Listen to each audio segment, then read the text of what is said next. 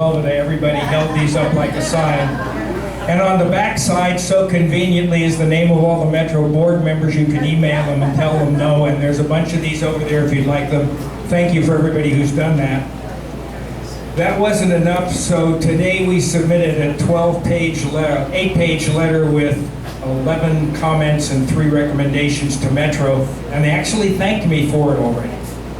And that was good. They thanked me an hour after they got it. So they're at least looking at what we're sending them. And that's important. More importantly, we're trying to do something very positive, and we met Jeff Calvin and I, Jeff Hartsaw, and Richard was on the phone with Councilman Rue and his chief of staff and his transportation deputy and others on Monday for an hour to talk about this. We're asking the Los Angeles City Council, under the sponsorship of Councilman Rue, to put in a motion to the City Council that says there can be no elevated trains above any street in Sherman Oaks or Van Nuys. And we have a representative from Councilman Rue's office. Listen to the applause, please. He says it's not possible yet. The council's not convinced, but he's working on a letter to get the council to sign to send to Metro. So we're taking little baby steps, but we're going to get there. Switch mics. Switch mics. Thanks, Matt. So we are going to get there, but it's been a lot of work. Thank you to everybody who helped. If you want to send messages to Metro, they really hate them. I've already got complaints with them. As well. We're getting all these emails. Well, yeah, maybe you're getting these emails because you're doing a lousy job. But, so send emails, and if you send one once, send it again. And say, I said this before, but you weren't listening, so I send it again. Anyhow, thank you very much. Okay, so I'd like to have deputies of officials come on up, introduce themselves, tell us what they're working on. But first of all, I want to have a special, everyone who's been here before knows Daniel from Councilman Rue's office. He's now downtown. So we have a new person in charge of solving all your problems. Lynn, who's based in the Sherman Oaks office for David Rue. I'd like her to introduce herself and to tell us a little about her background and how we can reach her.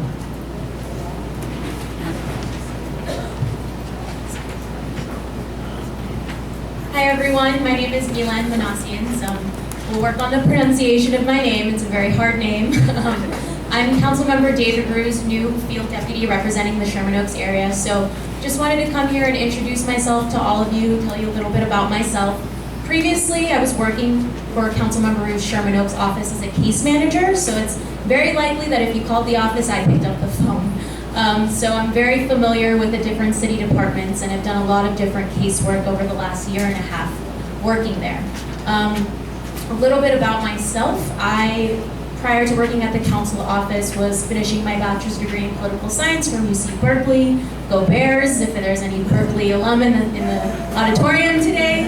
And Richard wanted me to share a little fact about myself that not many people know. So I've been playing the piano since I was 10 years old. I'm very into music, and I grew up in LA County. My family is from Glendale, so I've been there for very long.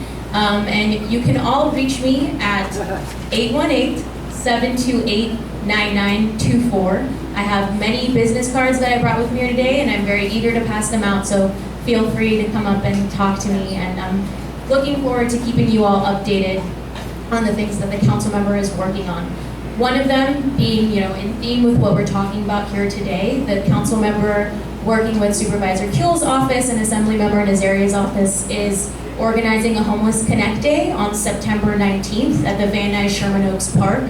And that's a day where all the individuals experiencing homelessness, not just in Sherman Oaks, but in the Valley, can come together and get much needed essential services like hygiene kits, clean clothes, maybe they're able to set up temporary housing if it's available. So if you want to volunteer, please come and talk to me. Thank you guys. Oh, wait, before you go, one question. Are you a plumber? Yes, I am. What does that mean?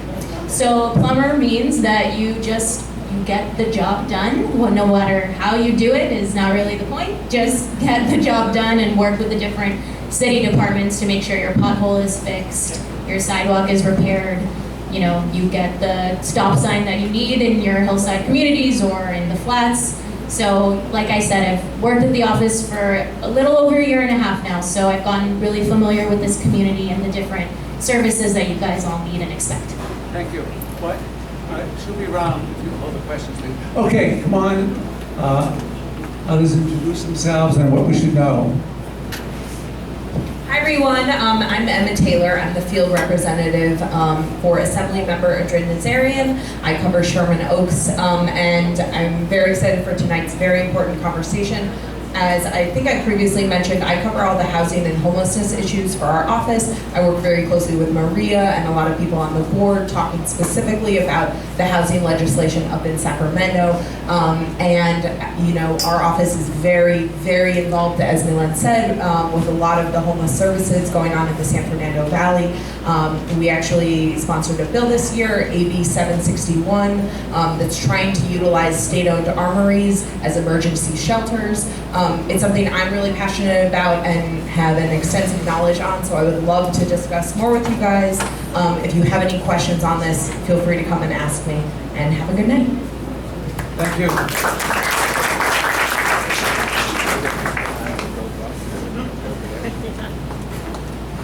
Hi everyone, my name is Hannah Kelly and I'm a district representative for Senator Bob Hertzberg, and I cover housing and homelessness issues for the senator, so that's what brings me here tonight. Our Sherman Oaks representative is still our Deputy Chief of Staff, Barry Worth-Gervin, in case any of you are wondering, but I'm happy to connect with any of you over housing and homelessness issues, and I'm excited for the conversation tonight.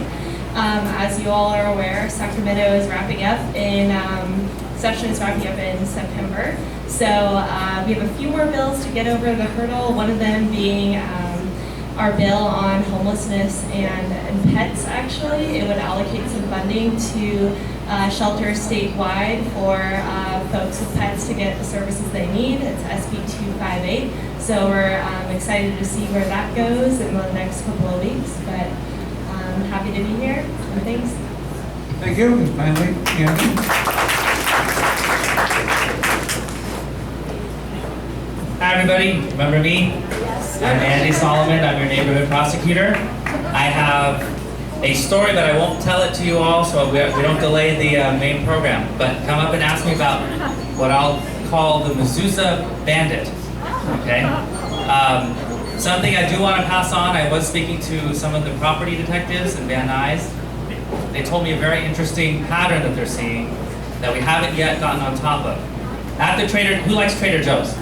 Yeah, I figured, right? We all do. Okay, Trader Joe's, for some reason, does not have surveillance cameras. You may all know that.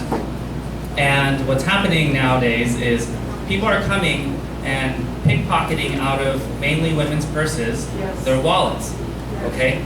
Now, before the person has time to finish their lovely shop at Trader Joe's and pay and notice that the wallet is missing, these people are going down to Macy's typically, racking up charges, and before you even are done picking out your favorite artisan cheese, you've now been robbed, okay? So, keep an eye out on your stuff, keep an eye out on each other's stuff, okay? Report it, tell people, hey, that guy just took your wallet.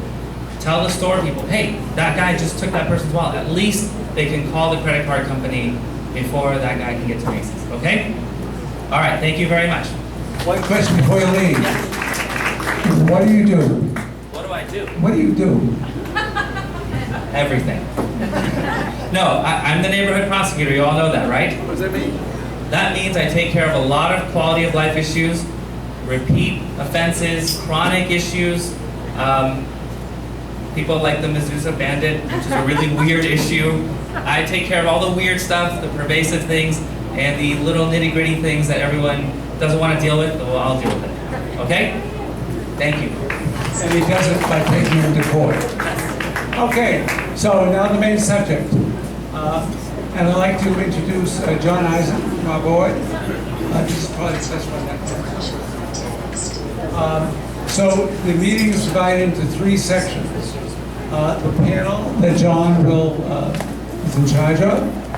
Number 2 is the question and answers that you've submitted.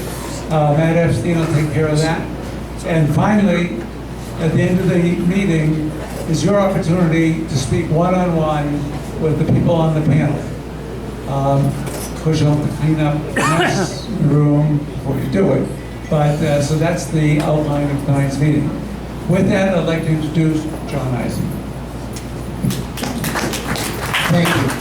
Will the panelists come forward now? So as Richard said, I think the most important part of the program is the last one.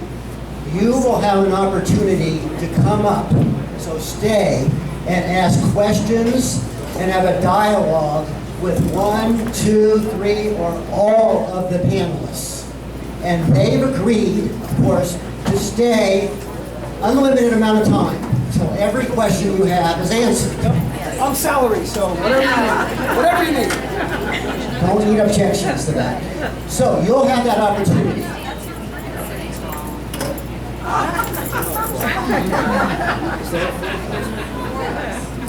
Jules broke the fourth one. So I'd like the panelists to introduce themselves and tell us briefly what they do and something about themselves. So, Commander. Well, hi, I'm Don Graham. I'll be your bartender tonight. Come on over and see what you need. So, I'm Commander Don Graham. I am the new Department Homeless Coordinator. I've had this job for about 6 weeks now. My previous job, I was the Area Commanding Officer of North Hollywood Division, and I did that job for 2.5 years. I've been a Los Angeles police officer for 24 years. I'm a graduate of Van Nuys High School. I went to LA Valley College, and I am not just the Hair Club president, I'm also a client. I live 10 miles from here, straight north in the city of Los Angeles in Granada Hills. So to say that I don't just have a professional perspective about what we're going to talk about tonight would be to tell the truth. Of course, it's happening in my neighborhood. I see it. I was on my neighborhood council until the chief saw fit to promote me to commander, and I just couldn't find the time between that and PTA. So I have kids in public school. I have 1 kid going to college. And so whatever that we think that we see in our struggles, we're doing this together.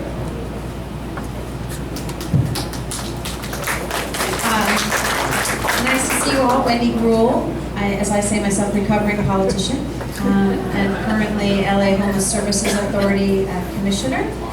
I obviously was an elected official, a city council member and controller, and previously in that worked at Department of Housing and Urban Development and DreamWorks and for Mayor Bradley. And in each of those instances, I've worked on the issue of homelessness. And it is a problem that is near and dear to my heart, and one that is probably the most challenging, even when I worked for Mayor Bradley. No easy solutions. And Gary, who you will meet, Gary and I have known each other for 35 years. Sometimes he was suing us, and sometimes he was with us on those issues. But the LA Homeless Service Authority, which I can go into a little bit later, but is a joint powers authority, which is 5 members appointed by the mayor of Los Angeles, 5 appointed by the board of supervisors. I jokingly told the mayor when he called me that he put me on the top of his commission because I ran against him, and that was my punishment by doing that. But it is an important issue and something I care about. Glad to be here at Sherman Oaks. Many of you have asked about my son, so I'm just going to tell you he's 16. He's driving. Those of you remember when I brought him when he was a baby. So watch out. He's got his license only 3 weeks. So. Phil, you heard that? My name's Blasi. I'm a retired law professor from UCLA. Before that, I was a legal aid lawyer representing tenants, and then in the early 80s began representing homeless people who had been my clients when they were tenants. And so I've been involved in this issue either as a lawyer, an advocate, and then when I went to UCLA as a researcher for, as Wendy said, for 35 years, or roughly half my life, which is a little depressing actually. I had a professor when I was in graduate school who is often cited as the source of a quotation I like, which is that everybody's entitled to their own opinion, but not to their own facts. So I'm mainly going to be sharing, if I can, the facts as we know them, which have a lot to do with the opinions that we should have.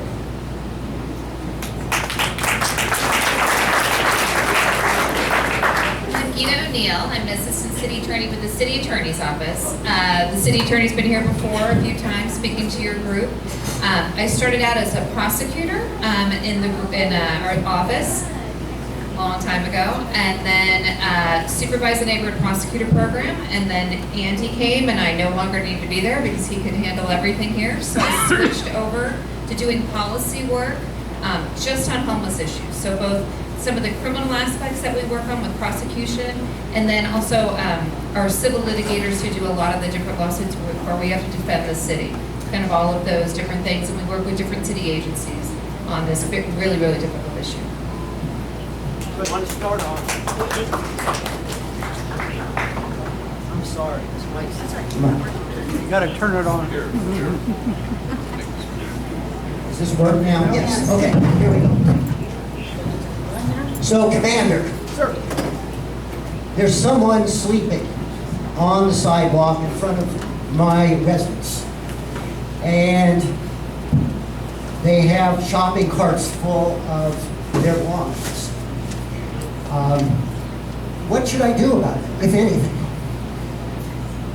Can you What time please is- speak up? Can everybody please speak up? The refrigerators are deafening.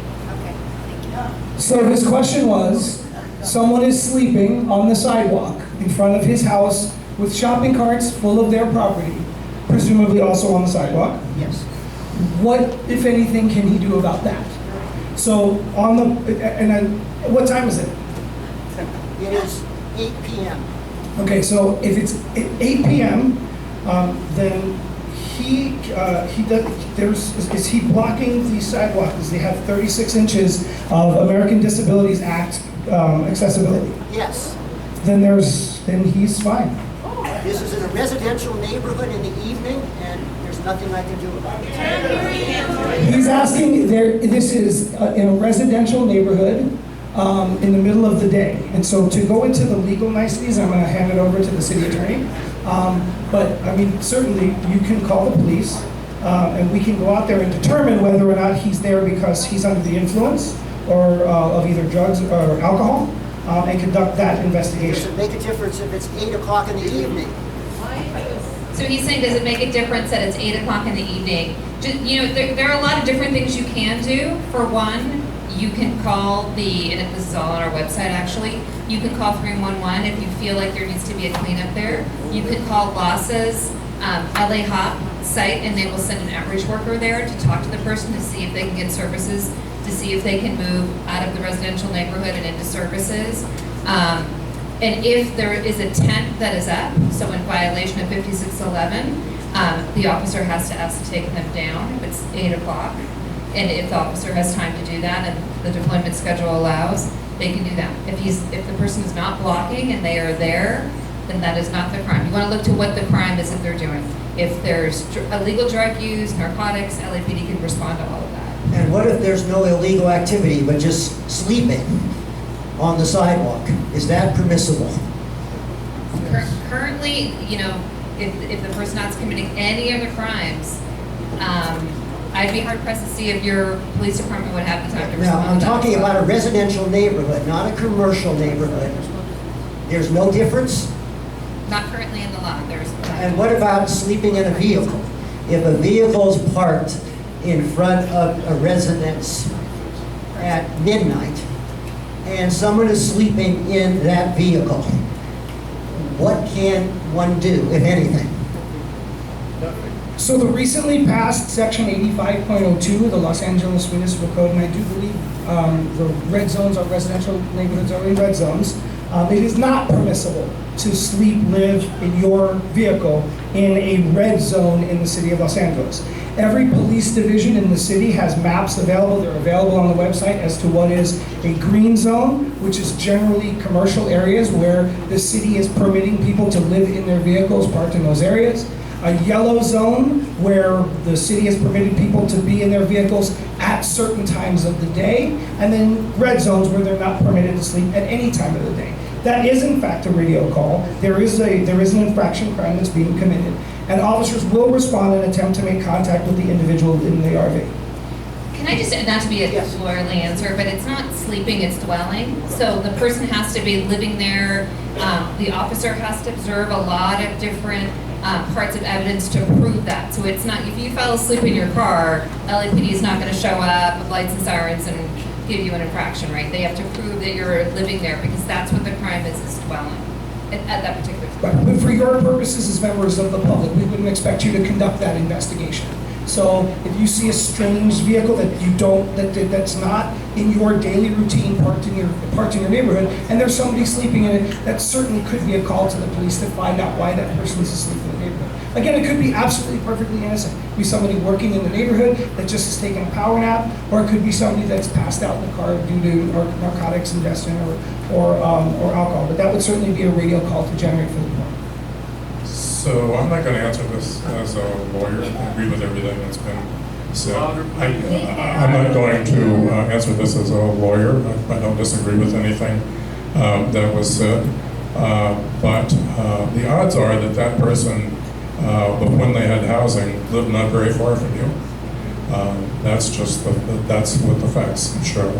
And one thing you can do is learn where those yellow zones and green zones are, and tell the person, you can't be here, but here's a place you can go. The other thing is you can do, as Gita suggested, you can go on the website lahop.org and put in a request, tell people to send that there's a person who could talk to an outreach worker. You shouldn't be surprised to find out that the outreach workers don't have a lot of options to offer people. In the county, there are 40,000 people living without shelter tonight. There are 27,000 people in that condition in the city. And the police are never going to solve this problem for us. They're going to help manage it and move it. And I've never met a police officer who thought that they were the answer to this problem. So I just want to state this. So you're saying there's a distinction between sleeping in a vehicle and sleeping in a tent on the sidewalk, not obstructing the sidewalk, that a person can sleep in a residential neighborhood on the sidewalk, and that's permitted. Currently, if I was just not blocking anything and it's 8 o'clock and I'm sleeping, I can't think of a crime that the person's committing. The vehicle part is dwelling. So you, like I said, you can fall asleep in your car, but if there's evidence that and the commander said that LAPD can establish for dwelling, that would be a crime that they would have to enforce. So as you know, there's a homeless count that's taken, and that's part of your agency. And in the homeless count that I read, there were numerous people who had either mental health issues or had drug issues. So if you find someone in the community who appears to be under the influence, and what do you do about it?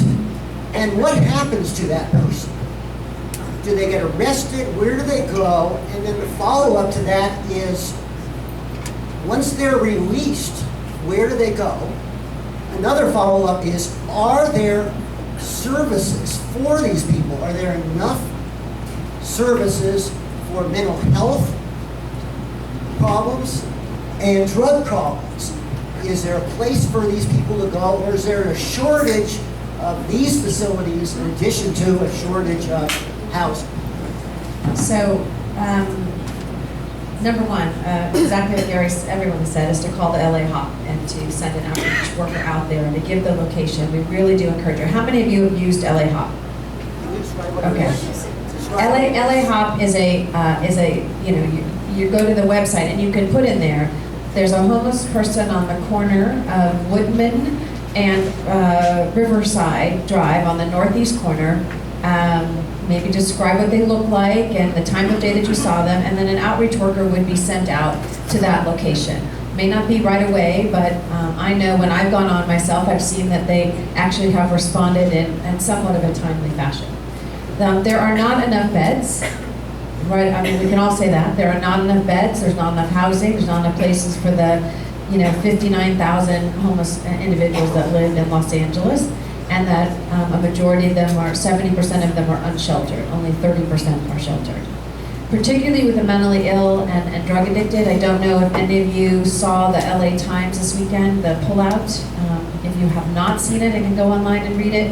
It talked about an encampment that was downtown, and it followed these individuals from the point in time in which they were offering them housing and shelter and how to get through it. And it was, there were some successes and then there were some challenges, both because of the length of time and the bureaucracy that it took, but also because those that were mentally ill or drug addicted had a very tough time making that transition to be able to do that. So you'll see, in addition, there are many people out there who have given a Section 8. And a Section 8, for those you may know, is a voucher which you could go to an apartment and ask to rent an apartment there, and a large portion of your rent would be paid by the federal government, and the rest, a percentage you pay, directly to that landlord. Veterans and others are holding those vouchers and cannot find a place to go, either because there isn't enough facilities or landlords that will accept them necessarily. So that is, the supply and demand is a very, very big issue, and why they are not only looking at the Measure HHH dollars, but also the Bridge Home and some of those other facilities to have a place for someone to go. Because the police department will go out, and if they find someone, they say, I am ready to go into shelter, and then they have nowhere to put them. I remember I was out with your officers, probably almost a year ago now, one of them, and we met this woman who was out near Van Nuys City Hall. She had a very neat, tidy little area. She had a cat, and she had a bicycle, and she was from Van Nuys. She had grown up in Van Nuys. And the officer said, Lhasa was also there, the outreach worker, said, we have a place for you for 90 days to help you get off your feet. It was in South Los Angeles. And she said, this is my home. These are my neighbors, and if you find something here, I will go. But I am not going to go down there. Another gentleman we met was a veteran, and he said, I'm waiting for my veterans benefits, and they're going to come here to find me, and I'm not leaving here.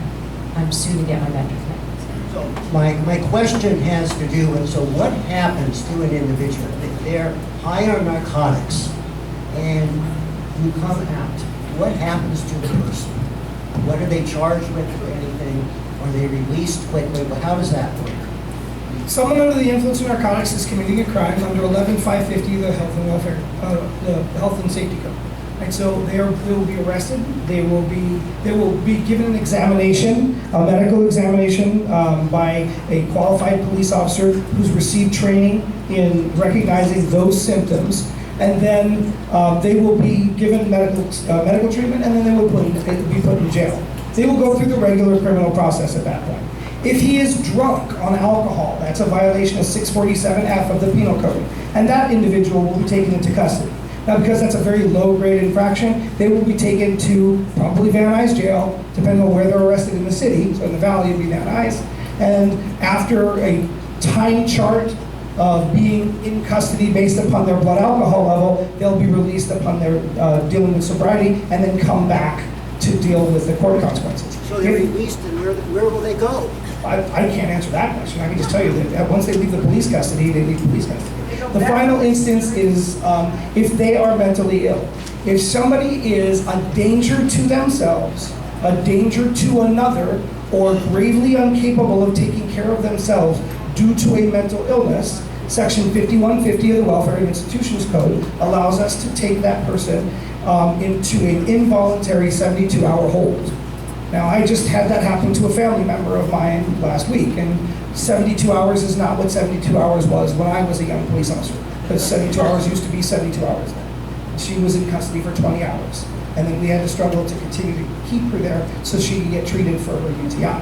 So there are other struggles in the system, but to unpack the law enforcement option there, misdemeanor, infraction, involuntary hold. What happens after they're released? That's not within the purview of the police. So what happens after they're released? Do they get any mental health help? Is it available? Well, a couple things. One, they have to want to have that help. And that's the biggest challenge between a 5150 and they're released and they say, I'm fine. I'm going to take my meds, I'm good. And then they fall back into that. And so That has continued to be a challenge. I know for me, you see someone walking down the street who clearly is not fully dressed, because they're, and walking and hair's all up like this, and they're walking and talking to themselves, and you think, they're mentally ill, they need to be in a facility, we need to get them there. There's nothing that these lawyers can do, or police officers, to be able to force that person in unless they want to go in, unless they are a danger to someone else, as you described. But the idea is, and the police and others have tried to offer them locations in which they can go. Gita and I were both at a place the other day that was for individuals who have gone to a hospital and have had some issue, health-related issue, and when they are released, they can go to this recuperative care facility, which was absolutely beautiful, and they can stay, I think, up to 13 days is the average, and can stay up to 30 days, and then they find them housing to that next place. And more facilities like that are really needed for individuals who can then go from maybe whatever their illness may be, then back into permanent housing. And if you want a literal what happens to the person, so if they're released and it's an infraction, then they have to go to court, usually in Van Nuys here, where the infraction goes before the judge, and the judge kind of adjudicates the ticket, just like a traffic ticket. If they don't go to court, then the warrant system is a little different now, so the warrant will turn into fines and fees. So maybe at some later date when they're getting their lives in order and all of that, they'll have a giant fine they're gonna have to pay. So our office has been working to try and people who are trying to help themselves, trying to figure out a way to help them decrease their fines by doing community service, by working with service providers to help with that. If they have a misdemeanor case and our office files it, then they come back to the Van Nuys court. They're usually not in custody unless they are a danger or it's some higher grade misdemeanor. If they're homeless, we again try and offer them services. We work with LOS to have them come to court. We work with LA Family Housing a lot to have them come and help us get services. It's been really difficult to find locations. Transportation is really difficult. Tamara Galatson, your old neighborhood prosecutor, still has a case of a woman who had physical disabilities and mental disabilities and actually waited in custody until she could find a bed. And we were unable to find, it was the saddest story of just trying to, not our job, but trying to make things better for people, trying to find a bed.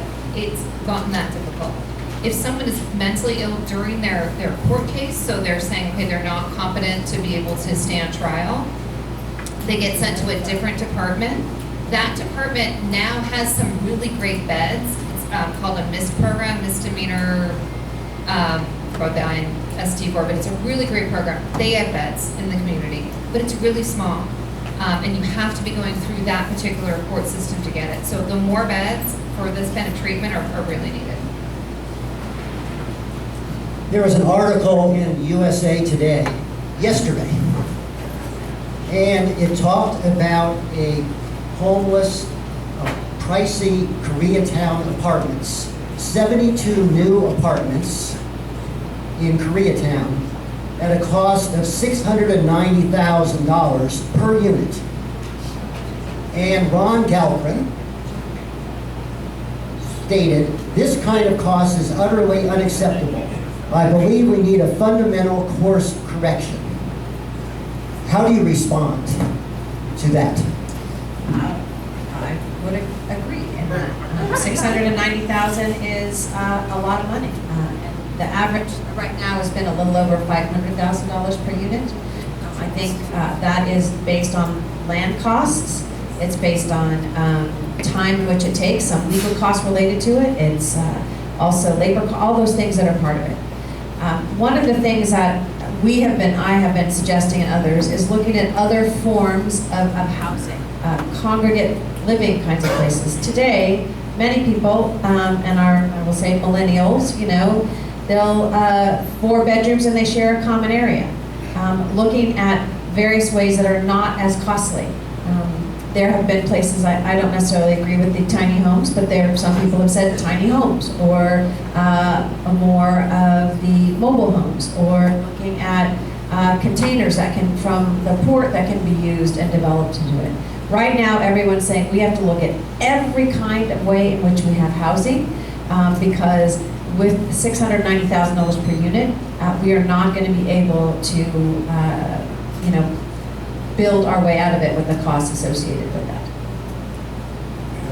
And even if we got their costs down, those places have to be somewhere.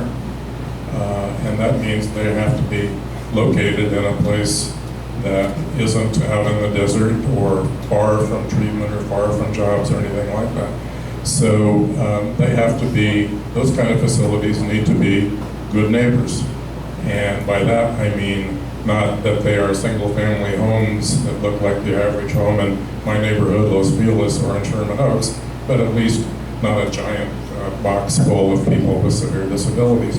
We have to do a better job of getting people integrated into more normal housing situations. And Wendy's right, we can't assume that we can afford to live to even the ideal apartment standard now, which has a lot of different codes. The average apartment in Tokyo is 300 square feet. That's an illegal apartment in Los Angeles. There's no reason why we can't make some adjustments for the number of people who need housing that they will ultimately be able to pay for themselves. Right now there's 600,000 people in LA County who live in households that are paying 90% of their income on rent. What's shocking is not that there are so many homeless people, but that there are so few. There's 80,000 people on the county's GR program that pays $221 per month. That's your total income. We will never build housing that's affordable to those folks. And we are going to have poor people for a long time, and they're not going to go anywhere because they're from here and they have no place to go. Mercy Housing, California, got approval for a 54-unit building on Burbank Boulevard in Sherman Oaks, 14534 and 14536. It's a permanent supportive housing for seniors project. This company has 134 projects housing almost 10,000 people throughout the state of California. How much are we paying in the county of Los Angeles for this project? I don't know. I don't know for that particular project, Mercy Housing, and where their funding came from. Many projects are getting federal, state, local dollars, etc. I don't know for that particular project how much it is. So would that project go through your commission to approve if it was getting funding? No. So the difference between, and maybe this is a chance to say what LASA does, as I mentioned, it is a joint powers authority between the city and county. It was built out of, or created out of a lawsuit that Gary and I were on the same side on when I was working for Mayor Bradley and Jimmy Hahn was the city attorney. And we sued the county of Los Angeles in the late 80s, I believe, late 80s, because we believed that some of their policies were creating this environment of more homeless. They weren't giving enough on general leave, that they were letting people out of jail without having some kind of pattern or out of hospitals in which they would be able to find a place, and some of their policies. And so out of that settlement that we got, they created this joint powers authority because we said the city and the county needed to work more closely together. And so for many years, this joint powers authority, LASA, was really just a pass-through agency. Federal dollars came in, they went out to nonprofits. We weren't much of a service provider or a policy-driven entity. In the last several years, Turn it off, John. In the last several years, it has changed and been much more of a public policy entity, and the outreach workers that we have, over 100 outreach workers that are out on the streets, in addition to coordinating the funds that are coming from the city and the county. We do not do the permanent housing. That is done by Measure HHH and the city's housing, HSID, I'm trying to remember what it stands for, so you get away from the city. But HSID is the one that does it. We are focused on some of the rapid rehousing dollars that we give, the shelters that are provided, working on the Ridge Home, the outreach workers, and funding some of those nonprofits and services. We do not do the physical building of those units. It's not what we fund. Speaking of lawsuits, the city of Los Angeles has been sued numerous times recently. One of them is the Mitchell case. Would you explain the facts of the Mitchell case? And I understand there was a settlement agreement reached in that case. What was the settlement agreement? She'll repeat the question. He asked about that we've been sued several times, which is true. And he asked about one of the most recent lawsuits that was settled, which was the Mitchell case. And so in the Mitchell case was just settled, I think, probably 2 or 3 months ago. So in that case, there were plaintiffs that lived in the Skid Row area, and they claimed that the city unlawfully seized and destroyed and failed to store their personal property in the downtown area. And they said it was a violation of the 4th and 14th Amendment of the Constitution. The city denied this, that we did anything wrong. The judge in that case did a injunction. So before the case is settled, kind of out the gate, he does an injunction that restricted the circumstances in which the city could pick up or seize property in that Skid Row area. So this whole lawsuit is just about the Skid Row area. And then we ended up having a settlement over the case, and so, which pertains mostly to Skid Row, so I'm not sure how much interest this is for you all, but the settlement allows the city to pick up health hazards, to pick up trash and routine things. We're allowed to pick up specific bulky items without having to do a noticed provision for them. And we can do regular noticed cleanups there. The settlement's for 3 years, and at that time it'll expire. So that's the basic parameters of Mitchell. The governor of California recently formed a California Commission on Homelessness and Supportive Housing. Two members of this commission are Mark Ridley Thomas, who's a Los Angeles County Supervisor, and Darrell Steinberg, who is the mayor of Sacramento, who was the former president pro tem of the California State Senate. Darrell Steinberg wrote an op-ed piece in the Los Angeles Times about a month ago. And he contends that the state of California needs to establish a legal right of all people to sleep indoors and a legal obligation for those sleeping outside to come inside. What do you think of this proposal? Well, let me first say that he also suggested we should follow the example of New York City, which has a right to shelter that it has evolved since 1979 mostly through court settlements. But a right to shelter doesn't change anything. You already have a right to pursue happiness and a few other rights. What matters is whether someone is obliged to provide or help you find that shelter. And he's not suggesting that that's the case. He's not suggesting that there would be anybody to sue to enforce your right to shelter, as happens in New York. In New York, instead of 40,000 people on the street, there are less than 4,000. And that's because if you're homeless in New York and they turn you away from the shelter system, you can sue them. And they have been sued many times. And so they have constructed a shelter system there that results in there not being 40,000 people on the street. The footnote is that it costs $2 billion a year, which New York has, and we do not, given the current way the public finance system works in California. So I'm not impressed. I mean, it sounds good. I mean, I should be for that, right? I'm like a liberal in everything. Should be a right to shelter. But in many ways, it's a diversion from what we actually need, which are practical solutions to reducing the number of homeless people. And as for the obligation to accept whatever shelter is provided, that is a very slippery slope.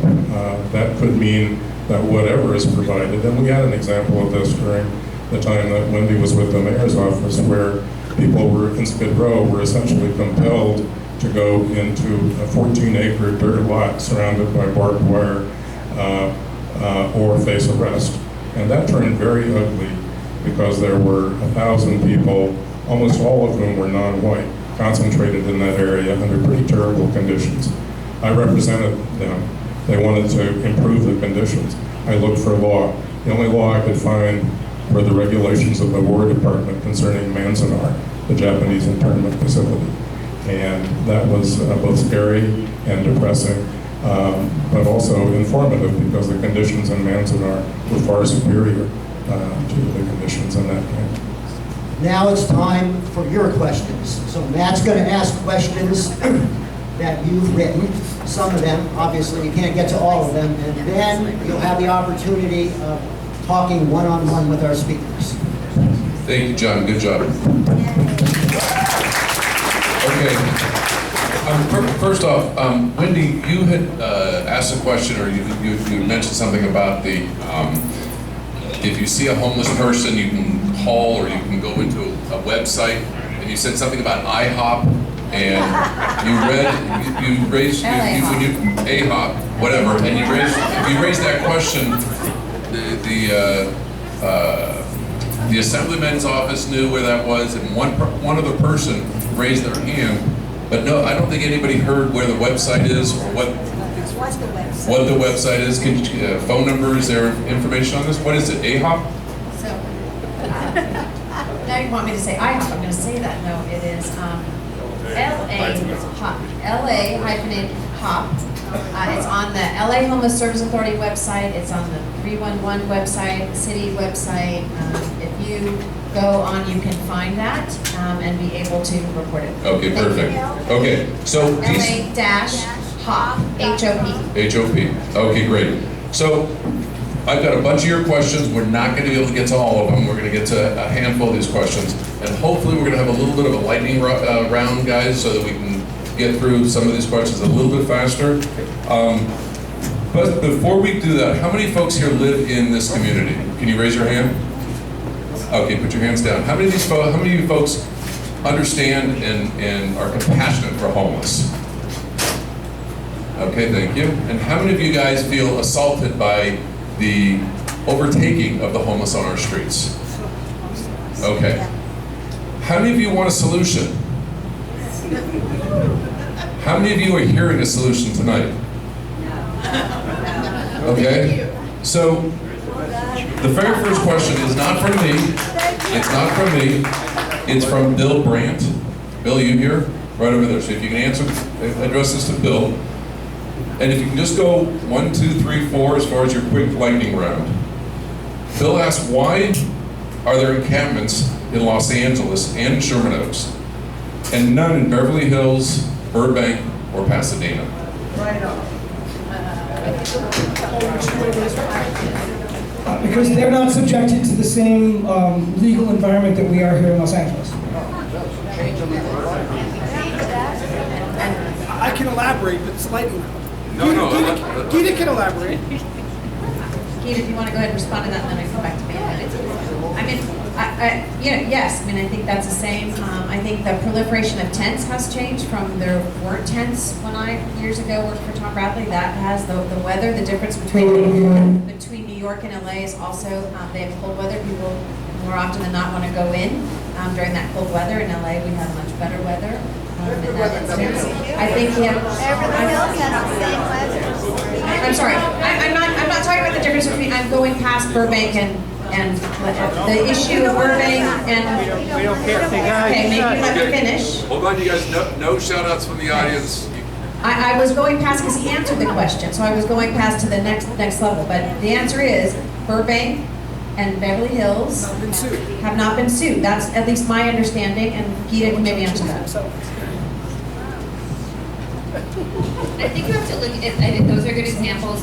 A lot of cities are also doing a lot of things that we don't necessarily do in the city that we could be doing more of. For example, if you have a small homeless population, for example, Pasadena, and they have enough shelters for all of their people, when they enforce the law, it's probably an easier case for them than it is when we do it and we don't have enough shelters, and when we do it and we don't have enough storage.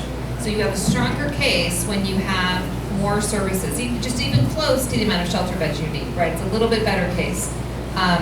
The city attorney recently convened a meeting between all of the city attorneys out of Los Angeles. You know, there was a recent motion by Councilman Bonin about, you know, he looks at his side of Mar Vista and it's encamped. You look at Culver City across the street, there's nobody there. And they put in rocks so that no one could encamp there. It's back and forth. A lot of issues are, you know, what kind of enforcement are we doing? What kind of services are we providing? But I can tell you the person from Culver City was saying, well, the telephone where everybody calls for an ambulance for that encampment is in Culver City. So Culver City spends all of its money with ambulance calls to our side. So I think even though you feel like you're having a lot of the burden, a lot of the cities in the area share the same kind of burden. Ours is just a lot more visible. And we've had a lot of court cases, starting probably with Jones, where we are have had to allow people to be in the public space more than other cities. Anyway, here's what it's looked like. LA Hop. You go LAHSA.org, but I just put in LA Hop, and you can find it. This is the website. Okay. She just gave me the website again. So she'll be here afterwards if you guys want to get that directly from. So again, I don't know if that answered the questions as far as why Beverly Hills and other communities don't have the homeless issue we have, but we're going to go on to the next one. Michelle Foreman, are you here still? Okay, she's in the back, so you can address Michelle. She asked a lot of questions. She's very frustrated with the homeless issues, but one of the questions that she asked is, where is the audit of all the taxpayer funds dedicated to homeless?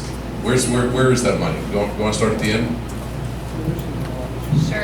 Sure, actually the controller will be doing an audit soon. I believe the county also does audits on Measure H, so the service money involved on there. So that would be, I'm sure that is shortly coming. And most of it's all public information too. Under Measure H, the county also contracts for an outside evaluation of how well they're performing, meeting targets and so on. They don't track the dollars. There are other people that track the dollars, but it is important to have somebody seeing whether the dollars are buying anything. The LAHSA has been audited many times, so by the county, and the city is currently looking at the outreach services and looking at the audit as well to determine how the money is being spent.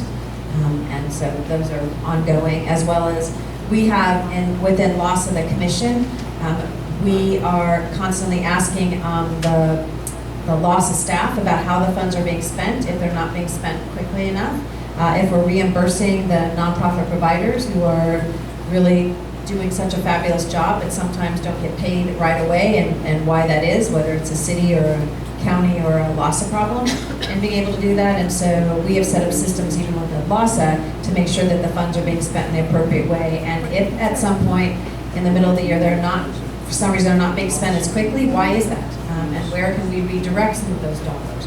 And so, for example, rapid rehousing, which a lot of money went into, which was being able to have people go into motels or hotels or other places, there was a big challenge that it wasn't being spent fast enough. There weren't enough places to go to. The motels and hotels were not the place where many families actually should go, and that we needed to change that policy. And so it's kind of a constant. When you suddenly have, the good news is a lot more money, but how do you get it out quickly and make sure it is being spent and the taxpayers' money is being spent wisely? It's very important to me as a former controller to ensure that we're not wasting any of that money. So my first meeting this morning was with representatives from Ron Gelgren's office doing participating in a controller audit about police resources that are being spent on the homeless efforts.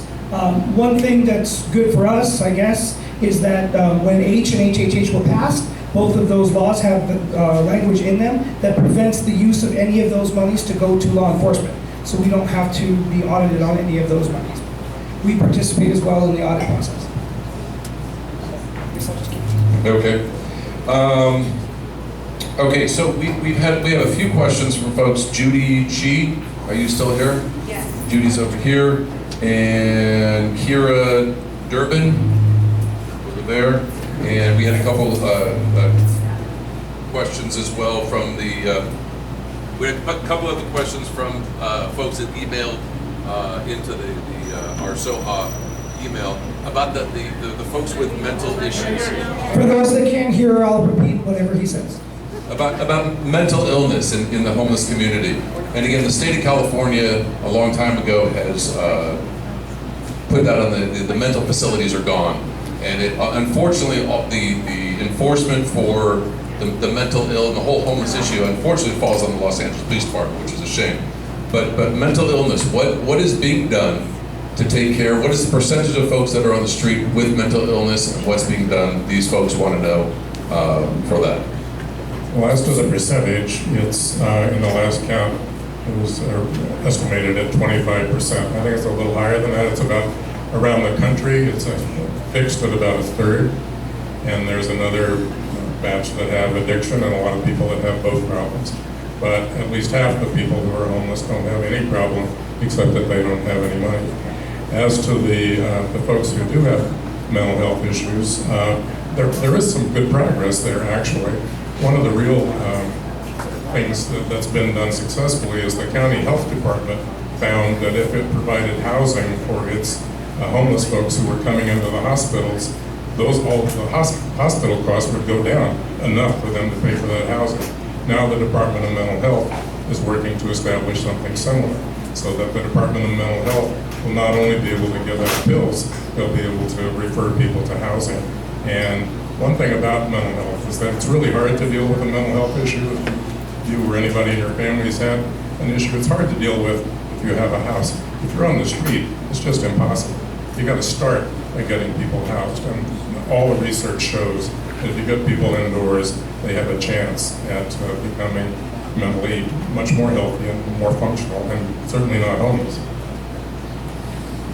I don't have the citywide statistics at my fingertips, but I can tell you as the former area captain of North Hollywood, which is your neighbor to the east. In 2014, North Hollywood Division did 5150 holds on 473 people. In 2018, it was over 960 people.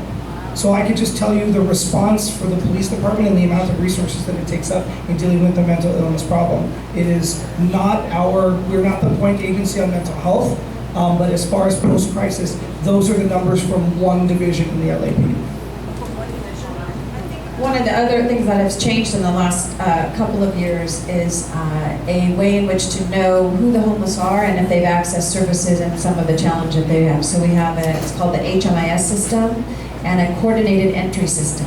So today, if you go into a facility, an access center, even if through LAPD and you're homeless, they can put that information and data in there so that you can identify where some of the challenges may have been and help them in that next level. Before, there wasn't a lot of coordination.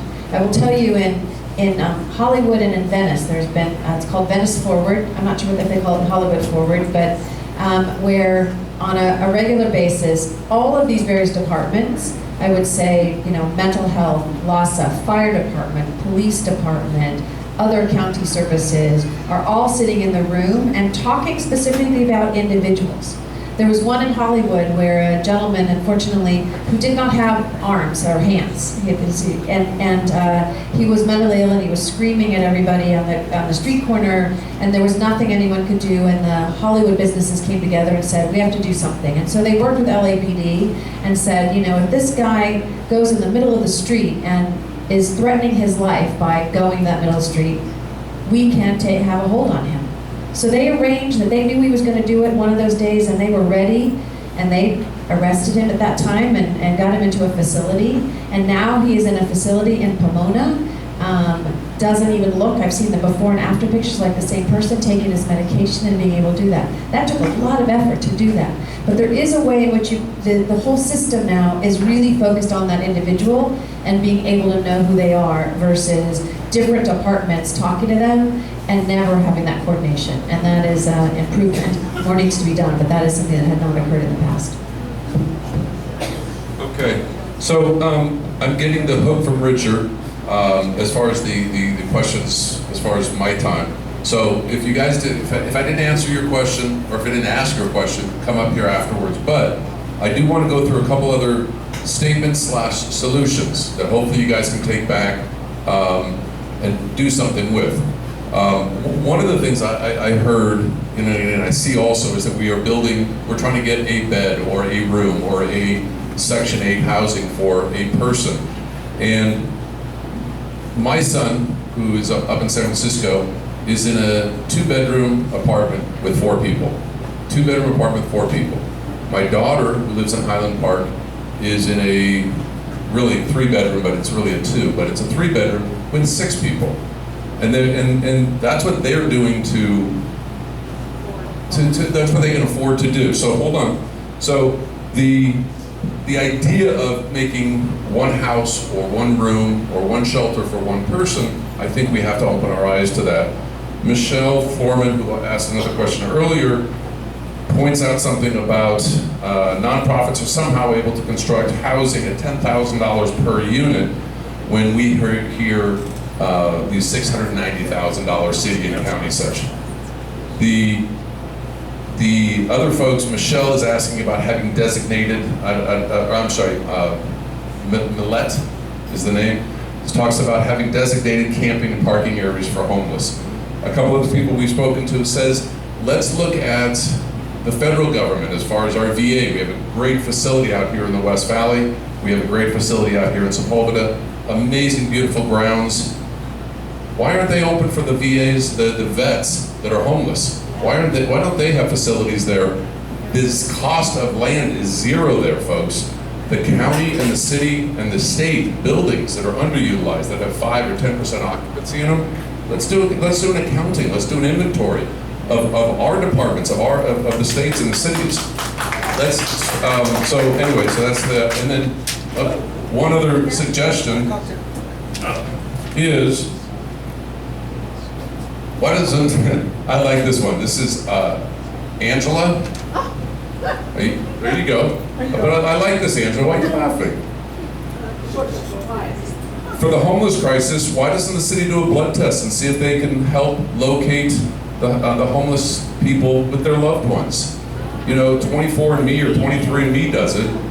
Why can't, while the cops are doing it, so anyway, those are just some ideas. So I'm going to close with that. Any comments on these before we? Yes, and yes on all of that.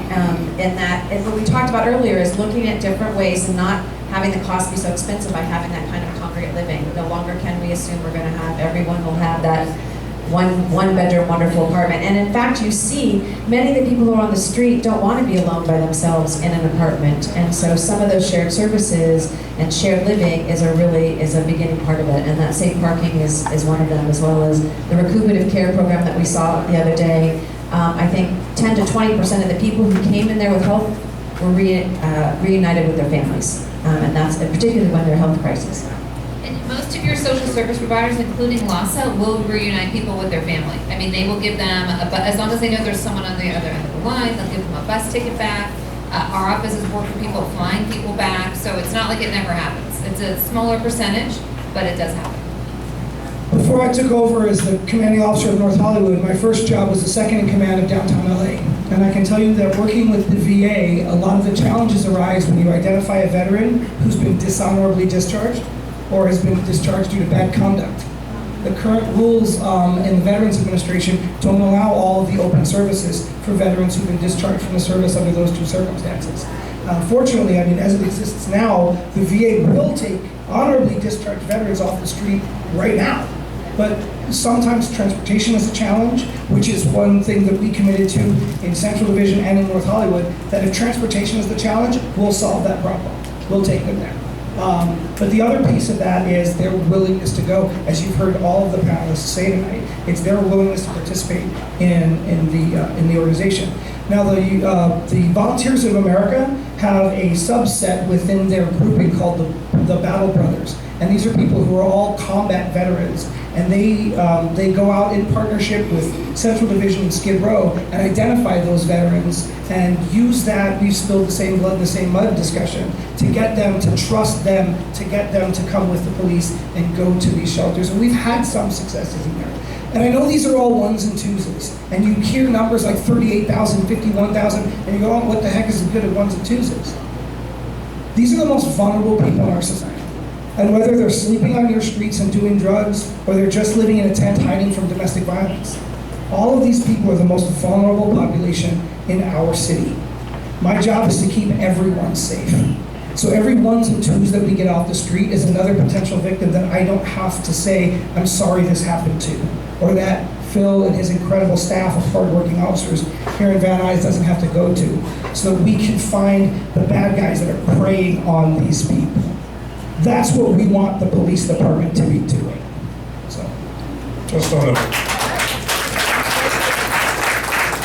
Just on the veterans issue, I spent 10 years of my life fighting the Veterans Administration around this issue. We didn't get what we wanted, but one of the things we did get was a lot more of these housing vouchers. There are tonight 1,000 homeless veterans who have a voucher in their hand, and they can't find a landlord willing to accept it, even though it pays 20% more than a Section 8 voucher. So this means either that the federal government has to make a special exception for Los Angeles and give those veterans twice as much money, or we collectively have to do more to deal with this housing crisis.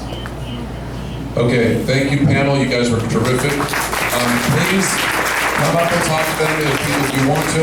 But before you leave your seats, if you have garbage, please put it in the garbage. Otherwise, Jules is going to have to stay here all night to clean up. police yourselves.